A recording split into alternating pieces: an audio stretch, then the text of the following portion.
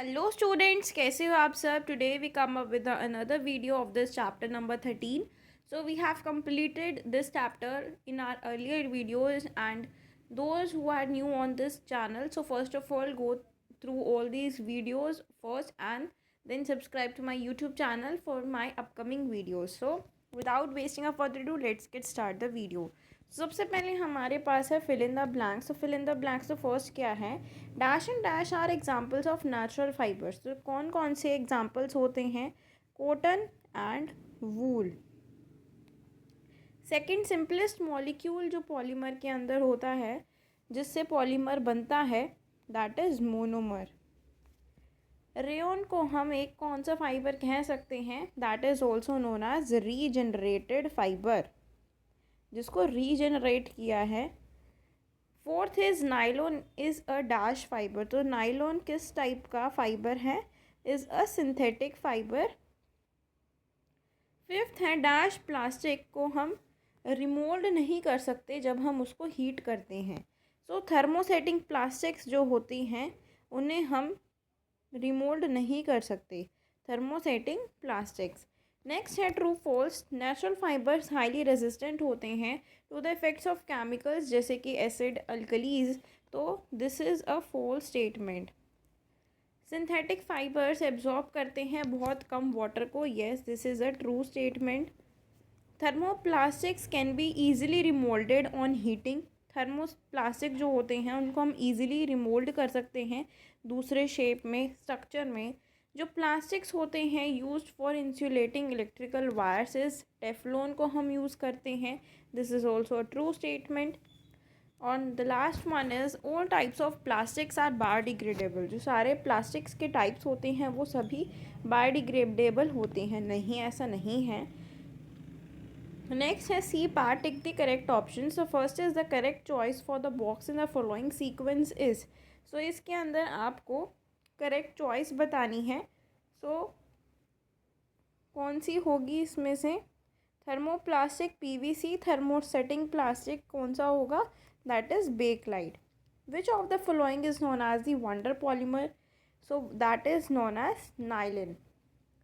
एक highly durable synthetic fibre है जिसको हम पैराशूट्स में, रॉप्स में यूज़ करते हैं. For rock climbing and fishing nets में हम यूज़ कर सकते हैं उसे.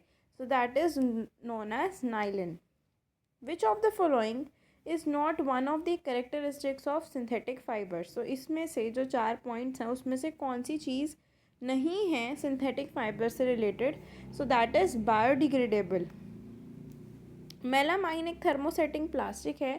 For it can one can say that कि जो मेलामाइन है वो थर्मोसेटिक प्लास्टिक है, तो हम कह सकते हैं कि उसके अंदर क्रॉस लिंक्ड अरेंजमेंट होगा मॉलिक्यूल्स का. ठीक है. So which of the following is the correct statement about synthetic plastics. So इसमें से कौन सी स्टेटमेंट करेक्ट है सिंथेटिक प्लास्टिक्स के लिए. सो हम लिखेंगे कि जो सिंथेटिक प्लास्टिक्स होते हैं वो क्वाइट हाई टेंसाइल स्ट्रेंथ के होते हैं. सो हम डी ऑप्शन पे लिखेंगे. सो डी आ गया है हमारा D part question answer. Synthetic fibres कौन से होते हैं, जो मैन मेड होते हैं, जिसको केमिकल्स से बनाया गया है. टू यूजेस बताने हैं रेयन के. तो 2 यूजेस क्या होंगे रेयन के, देखते हैं. सो सबसे पहला होगा कि it is used in making apparels जैसे कि ड्रेसेस, जैकेट्स, लाइनिंग, सूट्स में ये यूज़ होते हैं. वाइडली यूज़ होते हैं इंडस्ट्रीज़ के अंदर, surgical products and tyre codes के अंदर.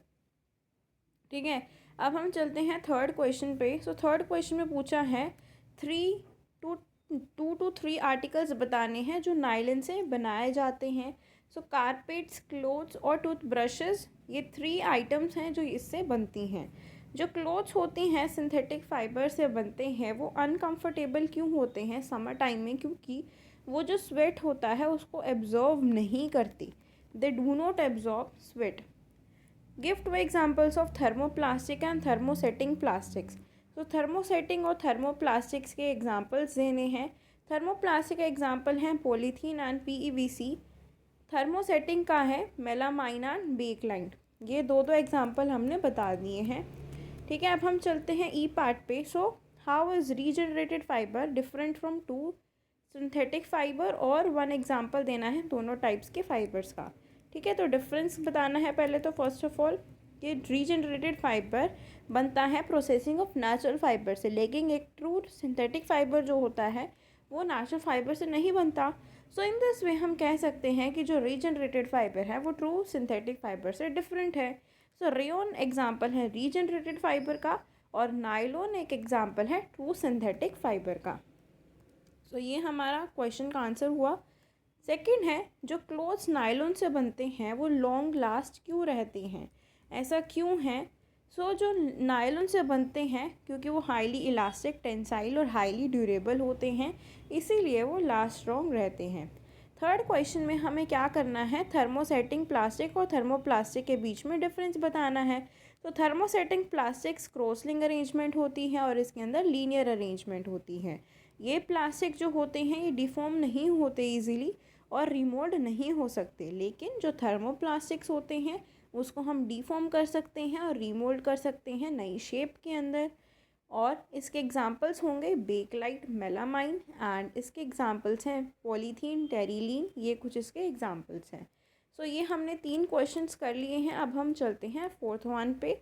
फोर्थ में पूछा है कि आपको कुछ एडवांटेजेस बतानी है जब हम सिंथेटिक फाइबर्स को यूज़ करते हैं, तब हमें पता चलता है कि जो सिंथेटिक फाइबर्स हम यूज़ कर रहे हैं वो हमारे लिए अच्छे हैं, बुरे हैं, उनके एडवांटेजेस क्या हैं, उनके डिसएडवांटेजेस क्या हैं। वो लॉन्ग लास्टिंग लस्टर देते हैं, लास्ट स्ट्रॉन्ग रहते हैं as compare to natural fibres, easy to clean है, दे आर ड्राई क्विकली, वो जल्दी सूख जाते हैं, लेस एक्सपेंसिव होते हैं। ये सारी इसकी करेक्टरिस्टिक्स हैं, एडवांटेजेस हम कह सकते हैं। अब हम चलते हैं फिफ्थ पे। आपको व्यूज़ देने हैं इस स्टेटमेंट के ऊपर कि जो एक्सेसिव यूज़ करते हैं प्लास्टिक्स का वो एक थ्रेट है एनवायरनमेंट के ऊपर। जब हम प्लास्टिक्स को यूज़ करते हैं तो पोल्यूशन क्रिएट होता है जिसकी वजह से जो एनवायरनमेंट है वो गंदा हो जाता है और हमें सांस लेने में प्रॉब्लम भी हो सकती है और हमारे हेल्थ रिलेटेड इश्यूज हो सकते हैं। मेनी टाइप ऑफ प्लास्टिक्स जो रिसाइकिल नहीं हो सकते, जो नॉन बायोडिग्रेडेबल हैं, प्लास्टिक वेस्ट को हमें अक्यूमुलेट करना चाहिए हमारी एनवायरनमेंट के अंदर। प्लास्टिक को सेवरल ईयर्स लगते हैं डिकम्पोज होने के लिए और वो एनवायरमेंटल फ्रेंडली नहीं है, इको फ्रेंडली नहीं है और एनवायरमेंटल पोल्यूशन को कोज करता है। तो इसीलिए जब हम प्लास्टिक को बर्न करते हैं, जलाते हैं, तो वो हार्मफुल गैसेस को प्रोड्यूस करता है जिसकी वजह से एयर पोल्यूशन होता है और अगर एयर पोल्यूशन होगा वो थ्रेट बन जाएगा एक एनवायरनमेंट के लिए। ठीक है, तो ये इसका जो मेन जो हमारा एक्सप्लेनेशन थी वो हमने बता दी। अब हम चलते हैं लास्ट क्वेश्चन पे कि लास्ट क्वेश्चन में पूछा है कि जो बेकलाइट है एक गुड चॉइस क्यों है इलेक्ट्रिकल स्विचेस और हैंडल्स ऑफ कुकिंग यूटेंसिल्स के लिए। हम उसमें बेकलाइट का यूज़ क्यों करते हैं। ठीक है, तो बेकलाइट का हम यूज़ इसलिए करते हैं। बेकलाइट एक गुड चॉइस है making electrical switches, handles of cooking utensils, क्योंकि बेकलाइट एक पुअर कंडक्टर है हीट और इलेक्ट्रिसिटी का। इसीलिए हम उसे यूज़ करते हैं इलेक्ट्रिकल स्विचेस के अंदर, हैंडल्स के अंदर। ठीक है, तो ये हमारा चैप्टर कंप्लीट हो गया है। आई होप आपको मेरा जो चैप्टर की डिस्कशन थी, एक्सप्लेनेशन थी, वो आपको अच्छे से क्लियर हुई होगी। अगर आपको वीडियो अच्छी लगी हो तो आपको क्या काम है, लाइक करना है। चैनल को जितना ज़्यादा आप शेयर कर सकते हैं उतना ज़्यादा आप शेयर कर सकते हैं। ठीक है, कमेंट कर सकते हैं अगर आपको वीडियो अच्छी लगी हो या वीडियो में आपको कोई कमी लगी हो तो आप मुझे बता सकते हैं कमेंट सेक्शन में। एंड मोस्ट इम्पॉर्टेंटली आपको क्या करना है, चैनल को सब्सक्राइब करना है। ठीक है, और नोटिफिकेशन बेल को हिट करना है ताकि जो आने वाली अपकमिंग वीडियोस हैं वो आप तक पहुंच सके। नोटिफिकेशन बेल को आपको टिक कर देना है, प्रेस कर देना है। ये सारे जो काम हैं ये आपको करने हैं। This is a must work to do and thank you for watching and if you like my videos please do like, share, comment and subscribe to my YouTube channel and hit the notification bell for my upcoming videos. Thank you.